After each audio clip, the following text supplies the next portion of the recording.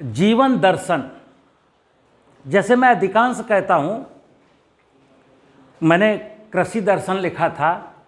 अपने आप में बहुत सारे लोग सोचेंगे कि लोग प्राकृतिक खेती की बात करते हैं, जैविक खेती की बात करते हैं, लोग खेती में अर्निंग की बात करते हैं। एक विनोद कुमार सचान जैसा विचित्र प्राणी जो कृषि को दर्शन बताता है, कहता अर्थ का लालच छोड़ दो। ऐसा कोई नहीं कहता खेती में, लेकिन फिर भी मैं भी आधा बोल रहा था। पूरा सत्य अब बताने जा रहा हूँ कि न जैविक खेती प्राकृतिक खेती कब तक संभव नहीं है, जब तक मनुष्य को स्वतः का ज्ञान ना हो जाए, मनुष्य को अपने धरती पर होने का आभास ना हो जाए, तब तक वो कुछ नहीं कर सकता। तो मैं क्या कहता हूँ, प्राकृतिक जीवन। जब तक मेरा जीवन प्राकृतिक नहीं है तो कौन सी बात की प्राकृतिक खेती, आप समझ ही नहीं पाएंगे।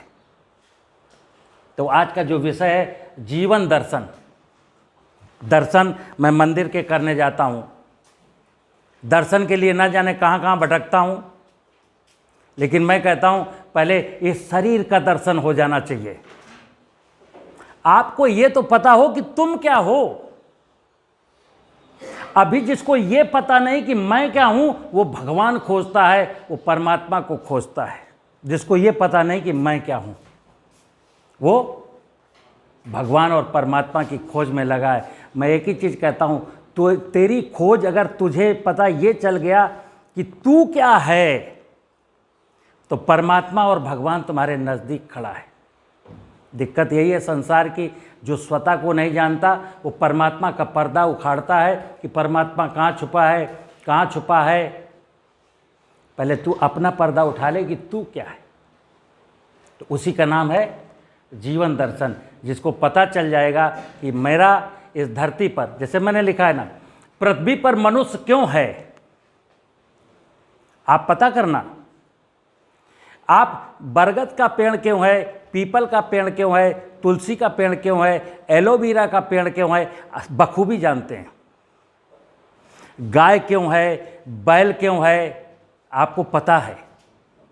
लेकिन तुम क्यों हो, तुम्हें नहीं पता। तो लिखा है पृथ्वी पर मनुष्य क्यों है, बस आपकी खोज ये है कि पृथ्वी पर हम क्यों हैं। पहले ये पता कर लो, पृथ्वी पर मैं क्यों आया, मैं क्यों हूं, परमात्मा को क्या जरूरत थी 84 लाख योनियों की रचना के बाद मनुष्य की रचना करे। और आप इस संसार की, इस भूमंडल की सबसे खूबसूरत रचना है। तो अगर आप सबसे खूबसूरत रचना है तो आपके कर्तव्य भी सबसे खूबसूरत होंगे, ध्यान रखिएगा। अगर आप परमात्मा की सबसे खूबसूरत रचना है, रामायण में सुना है, वेदों में पढ़ा है, बुजुर्गों ने कहा है, ऋषियों ने कहा है कि इस पृथ्वी पर मनुष्य परमात्मा की सबसे खूबसूरत रचना है, तो ध्यान रखना, आपको ये पता करना पड़ेगा मेरी खूबसूरती क्या है। जिस दिन आपको पता चल गया कि मेरी खूबसूरती का मतलब ये है, उस दिन आप खूबसूरत हो। और अगर पता ही नहीं है तो आप कहते रहिए मैं दुनिया का सबसे खूबसूरत प्राणी हूं, लेकिन इस संसार के जो जीवित प्राणी हैं वो सब फील करते हैं, वनस्पतियां भी ये माइंड करती हैं कि इस पृथ्वी पर सबसे कोई निकृष्ट अगर व्यक्ति है, सबसे नकारा कोई इकाई है तो मनुष्य है। और अगर आप आंख बंद करके इस बात को चिंतन करेंगे कि हकीकत क्या, तो आप पाएंगे कि हकीकत में मैं नकारा हूं। तो हमें नकारा बन के नहीं जीना। हमारा निमित्त क्या है धरती पर आने का, तो देखिए मैं आपको ऐसे शुरू करता हूं कि पहले अपना परिचय हो जाना चाहिए। और परिचय कुछ गलत नहीं है, बिल्कुल सिंपल आपकी आंखों के सामने है। आपके शरीर में 5 वाह इंद्रियां हैं। आंख है, कान है, नाक है, जिह्वा है, त्वचा है। छित जल पावक गगन समीरा, पंच तत्व मिल बना शरीरा। शरीर के बाहर 5 इंद्रियां इसलिए दी हैं क्योंकि आपके शरीर को 5 इंद्रियां ही मिल करके पालती हैं। तो हमें आँख है, आँख का संबंध प्रकाश से है, प्रकाश नहीं होगी तो आँख नहीं होगी। इसलिए मेरा कर्तव्य है कि मैं प्रकाश की मीनिंग जानूं, सूरज की अहमियत जानूं। कान है, आपका कान अच्छा है, सुनाई देता है, लेकिन अगर आपका आकाश से कट कर दिया जाए, किसी दीवार में चिना दिया जाए, फिर अंदर दीवार के आप किसी व्यक्ति को आवाज़ देना, वो व्यक्ति आपकी आवाज़ नहीं सुनेगा, क्योंकि आकाश से आप कट चुके हैं।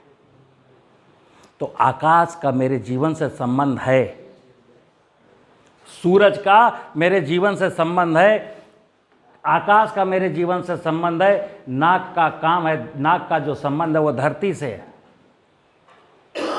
तो धरती का मेरे जीवन से संबंध है। जिह्वा का संबंध पानी से है, तो पानी का मेरे जीवन से संबंध है। त्वचा का वायु से संबंध है, तो वायु का मेरे जीवन से क्या संबंध है। तो आँख का क्या काम है, कान का क्या काम है, नाक का क्या काम है, ये पता करिए, पता करिए आप। अभी एक मोबाइल फ़ोन है, अगर आपने उसको वीडियो में लगा करके खुला छोड़ दिया, तो उसको जो कुछ जहाँ भी आप जा रहे हो उसको पकड़े हैं। कभी उसको धरती दिखती है, कभी आकाश दिखता है, कभी बस्ती दिखती है, कभी बाजार दिखता है, आप उसको ऑन मोड में डाल करके घूम रहे हो सड़क पर, तो वो वीडियो रिकॉर्ड कर रहा है कि नहीं कर रहा है। 2 घंटे के बाद, 3 घंटे के बाद वो 32 GB की मेमोरी फुल हो जाएगी कि नहीं हो जाएगी। अब उस कैमरे का क्या दोष। तो आँख आपकी वीडियो बनाती है, तो आँख को ज़रा उसमें रखिए, अपने कंट्रोल में रखिए कि कौन सी वीडियो बनानी, कौन सी वीडियो नहीं बनानी, क्योंकि ये वीडियो बनाती रहेगी और आपका ये चित्त, ये जो शरीर के अंदर एक इंद्रिय है चित्त, इसको हमने लिखा है मेमोरी कार्ड। ये मेमोरी कार्ड आपका भर जाएगा और आपको पता नहीं चला ये मेमोरी कार्ड गंदगी से भर गया, इसमें कोई अच्छे चलचित्र नहीं है, मेमोरी फुल हो गई आपकी। और मोबाइल की मेमोरी तो डिलीट करनी आती है आपको। इस शरीर के अंदर जो मेमोरी कार्ड है उसमें कैसे कैसे हमें डिलीट करना, इसका ज्ञान नहीं है आपको। इसीलिए कई बार लोग कहते हैं जिनकी मेमोरी गंदगी से भर जाती है, उनके सामने कोई अच्छी बात बताए तो वो झुंझला उठता है, वो कहता है कि भाई मेरी समझ में कुछ नहीं आता। जो व्यक्ति अच्छी बात सुन करके कह दे मेरी समझ में नहीं आ रहा, ये जान लीजिए उसकी मेमोरी फुल हो चुकी है, अन्यथा समझ में क्यों नहीं आता। तो आँख से क्या देखना है ये आपको तय करना है। कान से क्या सुनना है, क्योंकि ऑडियो रिकॉर्ड करेगा, ये भी इस मेमोरी को फुल करेगा। नाक से क्या सूंघना है, जिह्वा से क्या, और स्किन से, त्वचा से क्या स्पर्श करना है और क्या स्पर्श नहीं करना। तो ये शरीर की वह इंद्रियां हैं। अब ये शरीर की आंतरिक इंद्रियां हैं। आपका जीवन दर्शन बता रहा हूं, आप गड़बड़ कहाँ होते हैं। मतलब हम धरती पर क्यों आए ये समझने के लिए आपको 9 इंद्रियों को समझना पड़ेगा। योगा जिसको कहते हैं, योगा का क्या मतलब है, 9 इंद्रियों का औचित्य समझ में आए कि 9 इंद्रियों का क्या औचित्य है। मेरी शरीर की 5 बाह्य इंद्रियां, 4 आंतरिक इंद्रियां एक दिशा में होकर के चलें। किस दिशा की ओर चलें? मनुष्यता की सीढ़ियां चढ़ने के लिए चलें। मैं उस दिशा में चलूं जिस निमित्त परमात्मा ने मुझे यहां जन्म दिया है। तो 9 इंद्रियों का योग करना, इंद्रियों को बस में रखना। लेकिन परमात्मा की दुनिया रंग बिरंगी है। अगर सारे के सारे लोग इस दिशा में चल पड़े तो ये दुनिया बेरंग हो जाएगी। इसलिए ईश्वर ने कहा है कि मैंने तुझको शरीर के बाहर 5 इंद्रियां दी हैं, अंदर 4 इंद्रियां दी हैं। अब तेरी ड्यूटी है, तू जीवन चाहे जैसे जियो, अपनी मनमर्जी से जियो या मेरी मनमर्जी से जियो। मेरी मनमर्जी से जियोगे, मेरे निर्देश का पालन करोगे तो तेरा प्रमोशन होगा। अगर इस जन्म में मानव जीवन को मैं अच्छे ढंग से सफल बना के जाता हूँ तो अगला जो जीवन है, अगला जो मेरा पड़ाव है और भी खूबसूरत होने वाला है। और अगर तू इन इंद्रियों के आकर्षण में जीता रहा तो देखिए सृष्टि का नियम, क्योंकि परमात्मा अगर सबको ये बुद्धि दे देगा, सारे लोग सही दिशा की ओर चले जाएंगे, तो ये दुनिया का चक्र कैसे चलेगा? फिर दुनिया बेरंग हो जाएगी, बदरंग हो जाएगी, बेस्वाद हो जाएगी। लेकिन समझदार व्यक्ति को कुछ लोग जिनको ये ज्ञान है कि मुझे किस दिशा की ओर जाना है, क्योंकि अगर सारे के सारे लोग यहीं रहेंगे तो हाहाकार मच जाएगा। इसलिए वो चाहता है कि कुछ लोग मेरी शरण में आए, मेरे कर्तव्यों को मैंने जो सौंपा था उसको पूरा करेंगे, तो इस दुनिया में अमन चैन कायम रहेगा।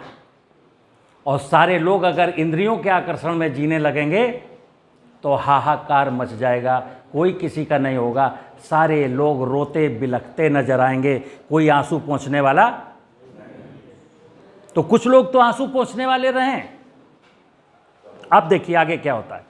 तो ये शरीर की वाह इंद्रियां हैं, इनको नियंत्रण में रखना। अब नियंत्रण में कौन रखेगा? बीच में एक मन है, ये है तो आंतरिक इंद्रिय, लेकिन मन को क्या कहा गया है कि ये मन चंचल है, पल पल में बदलता है। इस मन को, ये मन ही है। आपका मन करता है कि मुर्गा खाना है, आपका मन करता है मुर्गा खाना है, मुर्गा मन नहीं खाएगा। ध्यान रखना, मुर्गा खाने की इच्छा इसकी हो रही है, जिह्वा की।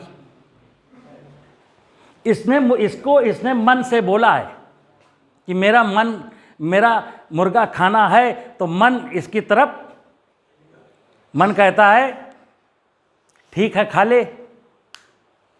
अब इस मन को ये बुद्धि कहती है, क्यों? मनुष्य कोई मुर्गा खाने के लिए पैदा हुआ है, मनुष्य मांसाहारी है, मनुष्य तो शाकाहारी है, मुर्गा नहीं खाना है। बुद्धि समझाती है। अब थोड़ी देर द्वंद्व चलता है, लेकिन यहां 5 इंद्रियां हैं, ये एक दिशा में फोर्स करती हैं इस मन को। 5 इंद्रियां फोर्स डालती हैं मन को कि नहीं मुर्गा खाना है, नहीं दारू पीनी है। ये बुद्धि कहती है तेरा दिमाग खराब हो गया है, परमात्मा ने तुझे मुर्गा खाने के लिए, दारू पीने के लिए भेजा है। लेकिन नहीं, मन चंचल है। अगर मन इंद्रियों की तरफ लुढ़क गया, बुद्धि ये काम करना बंद कर दिया, तो शरीर के अंदर एक मन है जो दोनों के बीच में संचार वाहक का काम करता है। इधर के मैसेज उधर, उधर के मैसेज इधर, थोड़ी बुद्धि की भी सुन लेता है मन, फिर इंद्रियों की भी सुनने लगता है मन। अब इंद्रियां डोमिनेंट हो गई। देखिए आप, हमारा शरीर अगर मन पर डोमिनेंट हो गया तो मैं अधर्म की ओर, आपके कदम अधर्म की ओर चल पड़ेंगे। अब कोई आपने खूब वेदों में पढ़ा है, धर्मगुरुओं से सीखा है, मंदिर में जाके धर्म सीखा है, कथा भागवत में धर्म सीखा है, लेकिन आप अधर्म की ओर ही अग्रसर हैं, क्योंकि इंद्रियां मन पर अपना नियंत्रण बना चुकी हैं। और अगर बुद्धि का नियंत्रण मन पर होता तो आपको धर्म के मार्ग पर ही चलना था, आपको कोई अधर्मी बना ही नहीं सकता। तो धर्म अधर्म का क्या भेद हुआ? क्या भेद हुआ धर्म अधर्म का? जो अपनी बुद्धि, और बुद्धि जानते हो क्या है? ये जो बुद्धि है ये डायरेक्ट डेली, जैसे पहली वीडियो में मैंने पहले लेक्चर में बताया कि भगवान क्या होता है, भगवान के साथ जीते हैं, भगवान के साथ मरते हैं, भगवान के साथ खाते हैं, भगवान ने पैदा किया है, भूमि है, गगन है, वायु है, अग्नि है, नीर है। ये मेरा भगवान से परिचय है। जिसने प्रकृति की व्यवस्था में भगवान देख लिया, उसे भगवान खोजने की जरूरत नहीं है। और फिर जिसने अपने अंतःकरण में झांका और बुद्धि का औचित्य समझा कि ये परमात्मा ने मेरे शरीर के अंदर बुद्धि क्यों दी है। ये बुद्धि और किसी के पास नहीं, एक्सेप्ट इंसान के पास है, ताकि ये इंसान इस परमात्मा से निरंतर निर्देश प्राप्त करता रहे। और ये परमात्मा आप नहीं भी चाहते, जब भी आप भटकते हैं तो ये परमात्मा आपको निर्देशित करता है, यानी कि आपके साथ रोजाना परमात्मा का साक्षात्कार होता है। आप समझ नहीं पाते हो कि परमात्मा क्या है। परमात्मा ही है जो बुद्धि को निर्देश देता है कि ये मेरा सर्वश्रेष्ठ प्राणी, धरती का सबसे खूबसूरत रचना, हे बुद्धि इसको समझा, ये कहाँ जा रहा है। मैंने इसलिए नहीं बनाया था इसको।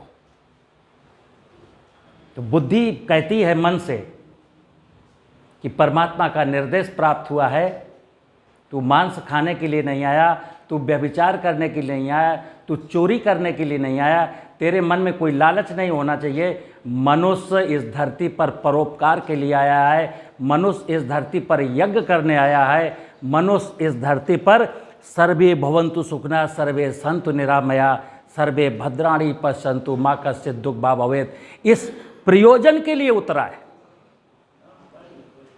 जड़ जगत की प्रत्येक इकाई ऐसे ही सलामत रहे, जीव जगत की संपूर्ण इकाइयाँ ऐसे ही मुस्कुराती खिलखिलाती रहें। मैं किसी को नहीं मारूंगा, मेरा किसी से द्वेष नहीं है। आपने परमात्मा के बारे में सुना, आप सब लोग सुनते हैं कि वो परमपिता परमात्मा जन्म एवं मृत्यु के बंधनों से मुक्त है। वो जाति के, मजहब के, भाषा के, ऊंच के, नीच के, राग के, द्वेष के बंधनों से मुक्त है। तो परमात्मा निरंतर अपने बच्चों से कहता है कि बेटा, जब तेरा पिता जाति, धर्म, भाषा, ऊंच नीच, क्षेत्रवाद के बंधनों से जब मैं मुक्त हूँ, तो तू इन विषयों में क्यों उलझा है। तू भी क्षेत्र की, भाषा की, राय, जाति की, मजहब की सीढ़ियों से ऊपर निकल भाग। तेरा एक ही मजहब है, वो मजहब क्या है? मनुष्यता। ये एक अहंकार है शरीर के अंदर, एक चौथी इंद्रिय अहंकार। अहंकार क्या है? शरीर का अहंकार। अंदर का अहंकार क्या है? बहुत पवित्र इंद्रिय है। ये कहती है जिस दिन तुझे मनुष्यता का अहंकार जागृत हो जाएगा, अपने आप पर इस बात का गर्व होगा कि मैं परमात्मा की वही अद्भुत रचना हूँ, जो रचना परमात्मा ने हमको बनाई थी, जिस निमित्त के लिए मैं उसी निमित्त के लिए जीता हूँ। ये अहंकार बहुत अच्छा है। लेकिन एक अहंकार यहाँ है शरीर का, कि मैं खूबसूरत हूँ, मैं बलवान हूँ, मैं धनाढ्य हूँ, मैं योग्यता रखता हूँ। इस अहंकार के लिए कहा है परमात्मा ने, बेटा अगर तू इस अहंकार पर जिएगा तो फिर तू कभी धार्मिक नहीं हो सकता। धर्म के पथ पर अग्रसर होने के लिए ये वाला अहंकार जरूरी है कि तुझे मनुष्य होने का अहंकार है, तेरे अंदर मनुष्यता है। इस बात का अहंकार अगर तुझे है तो मैं तुझे एप्रिसिएट करता हूँ। और अगर उस बात का अहंकार है तो मैं चल जी ले मनुष्यता का जीवन। अगली बार जब आएगा ना, जब मरेगा ना, तो मैं तय करूँगा अब तुझे कहाँ जाना है। तो मित्र, हम लोगों को तय करना है कि अगले जन्म में इससे और खूबसूरत स्थान पाना है, कि अगले जन्म में कहीं गलत जगह जाना है। ठीक है ना?